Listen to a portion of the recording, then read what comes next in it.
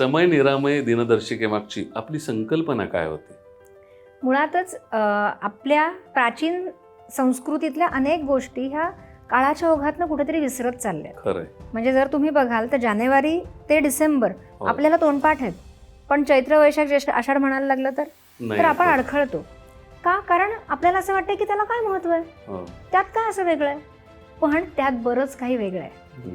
मुळातच आपली जी दिनदर्शिका आहे तर ती निसर्गाबरोबर चालतीये, ती चंद्रसूर्याबरोबर चालते आणि म्हणूनच ती आपल्या अस्तित्वावर परिणाम करते. खरंय.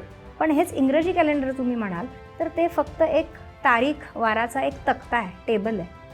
तर त्यामुळे मुळातच ही दिनदर्शिका काय आहे, ही कालगणना काय आहे आणि याचा कसा प्रभाव तुमच्यावरती होतो हे आजच्या पिढीला कळावं म्हणून समय निरामय ही दिनदर्शिका आम्ही दरवर्षी प्रकाशित करतो आणि यातून आपल्या संस्कृतीची ओळख ही करून देण्याचा प्रयत्न करतो. ती जी काही पुसत चालली आहे तिला पुन्हा पुनरुज्जीवित करण्याचा आमचा प्रयत्न असतो. फारच छान उपक्रम आहे.